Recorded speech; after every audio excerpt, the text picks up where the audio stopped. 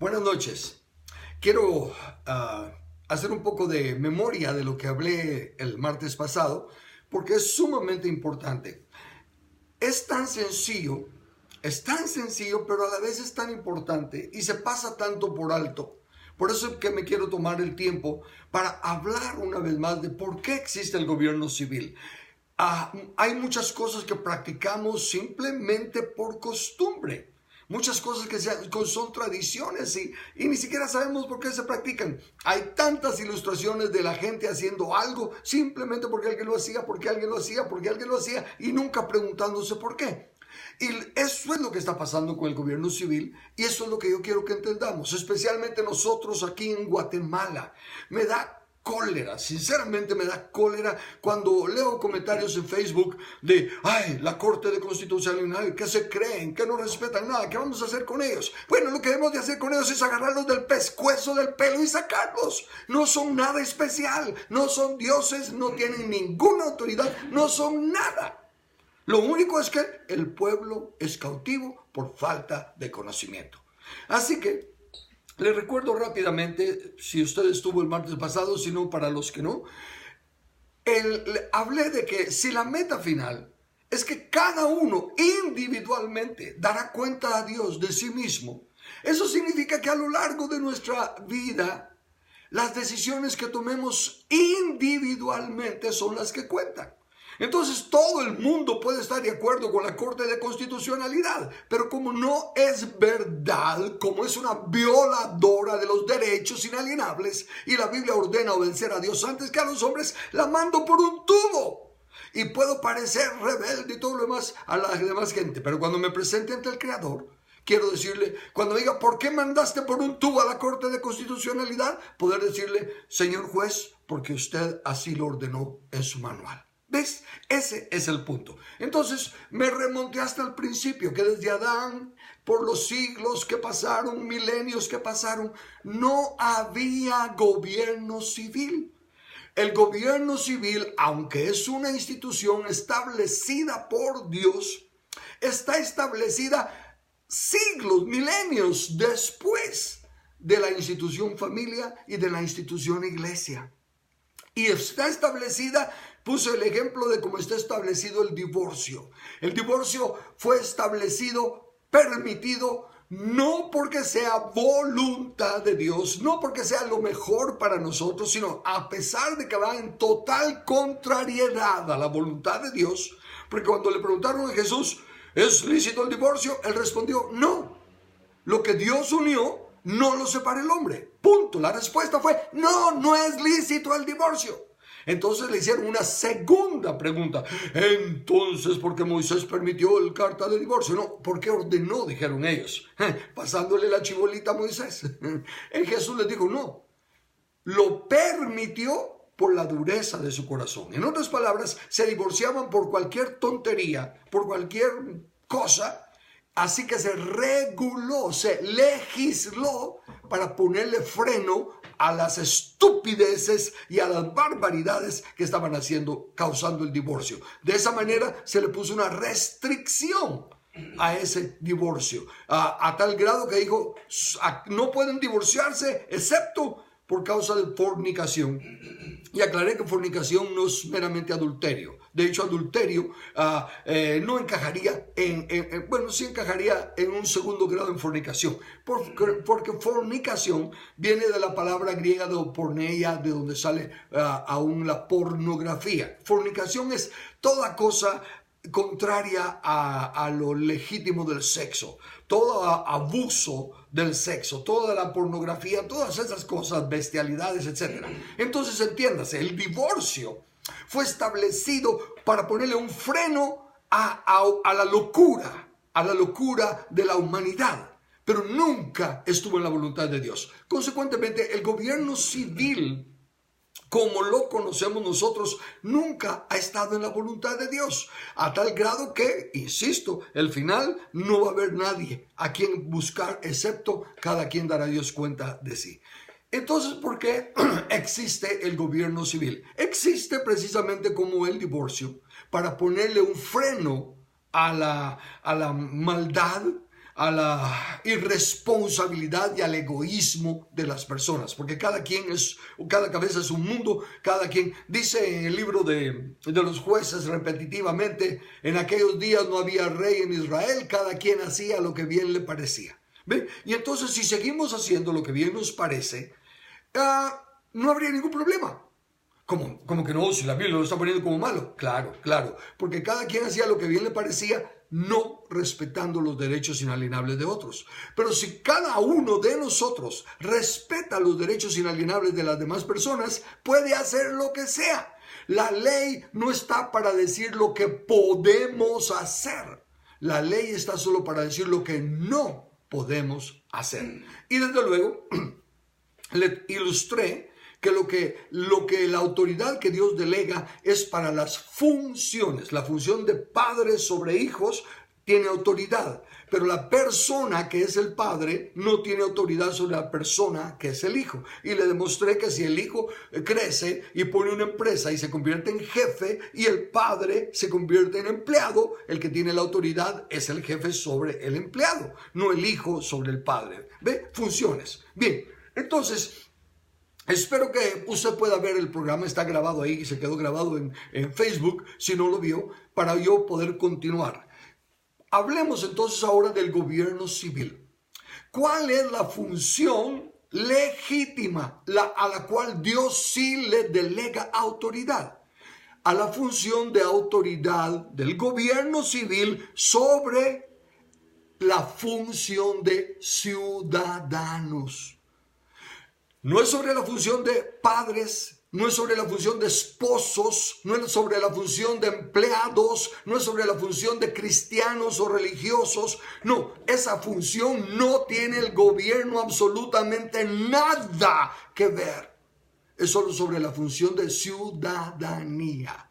Entonces, a Carlos Velázquez, el padre, a Carlos Velázquez, el esposo, a Carlos Velázquez, el religioso, a Carlos Velázquez, el empresario, a Carlos Velázquez, el deportista, el Estado no le tiene que decir nada. Solo a Carlos Velázquez, el ciudadano. Tiene que cumplir con las leyes del país, tiene que respetar las leyes de la nación y los demás reglamentos que permitan una convivencia ordenada y armoniosa. De ahí que mire, aún al leer la Biblia en español sin ideas preconcebidas, y ahora me dirijo a los que creemos en la Biblia, una vez más me dirijo a los que son de la iglesia, para que se den cuenta cómo no se está leyendo la Biblia en español con relación al gobierno civil. Le leo dos textos con relación al gobierno civil. El primero es donde dice en Romanos 13, versículo 1, sométase toda persona a las autoridades superiores. No, pero déjeme comenzar primero con el otro, que es el que más me importa. Me voy a ir primero a 1 Timoteo capítulo 2 del 1 al 3. Fíjese, exhorto pues, ante todo, que se hagan rogativas, oraciones, peticiones y acciones de gracias por todos los hombres, por los reyes y por todos los que están en autoridad, ¿ok?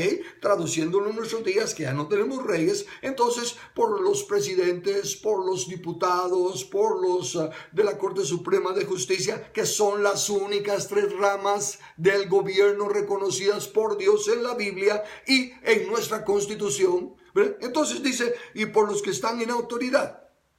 Si eso fuera todo lo que dijera, pues quedaría a discreción nuestra cómo orar por ellos. Y ahí es donde entran las iglesias. Oremos que Dios les dé sabiduría. Oremos para que vengan hombres temerosos de Dios. Oremos para que. Óigame, siga leyendo en español. Dice, y los que están en autoridad, ¿para qué? Y cuando ya la Biblia dice ¿para qué?, usted ya no tiene que preguntarse ¿para qué va a orar? Ya se lo está diciendo la Biblia. ¿Para qué? Podamos vivir una vida tranquila y sosegada con toda piedad y dignidad. Esa es la meta. Que podamos vivir una vida tranquila, sosegada, con toda piedad y dignidad. Darle sabiduría a los gobernantes. Mire, Salomón, el hombre más sabio, llegó a ser el más burro. ¿Por qué? Porque la sabiduría por sí sola no es garantiza la sabiduría, desde luego, humana. La inteligencia, pues, inteligencia. Porque no podemos pedirle a Dios que le dé sabiduría a alguien que no le teme a Dios, porque el principio de sabiduría es el temor de Jehová.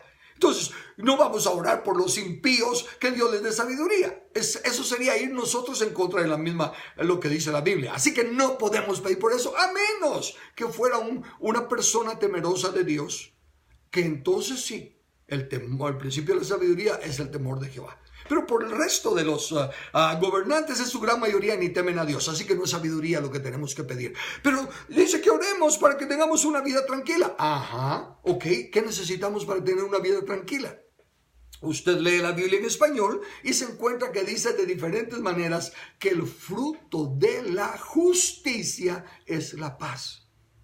Lo que produce la vida tranquila y reposada. Si hubieses oído atentamente mi voz, sería tu paz como un río, dice. Entonces, lo que tenemos que orar es por justicia. Es la única forma que vamos a tener una vida tranquila y sosegada, con piedad y dignidad. Lo único que manifiesta piedad es la ley de Dios, y lo único que da dignidad al ser humano es la ley de Dios. Entonces no es de orar lo que les dé la gana, no es de orar lo que quieran, es de orar que Dios ponga justicia. Y si los hombres que están en eminencia, en autoridad, en nuestros días, en los tiempos de los reyes no se podía simplemente votar y quitarlos, pero en nuestros días sí. Lo que es más, no tenemos que esperar a que haya elecciones. El soberano pueblo de Guatemala puede convocar, puede reunirse y decir: estas personas en eminencia no nos representan. Por lo tanto, queremos poner a representantes nuestros y proponemos a fulano, ciclano, mengano y por nombre, no por papeletas. Pero entonces el punto es, número 1, se nos exhorta a orar. No que Dios bendiga a las autoridades. No.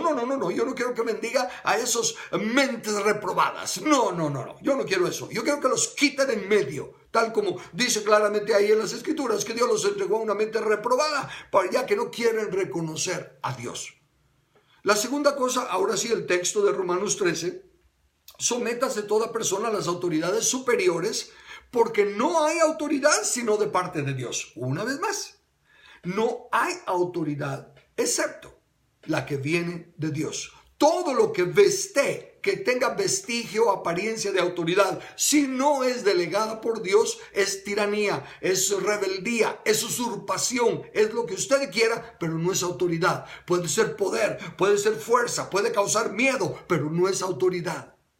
¿Por qué? Porque no hay autoridad sino de parte de Dios. Y las que hay, las autoridades, por Dios han sido establecidas, de modo que quien se opone a la autoridad, a lo establecido por Dios, resiste, y los que resisten acarrean condenación para sí mismos, porque los magistrados, voy a seguir con esta parte y después regreso a la primera, porque los magistrados no están para infundir temor.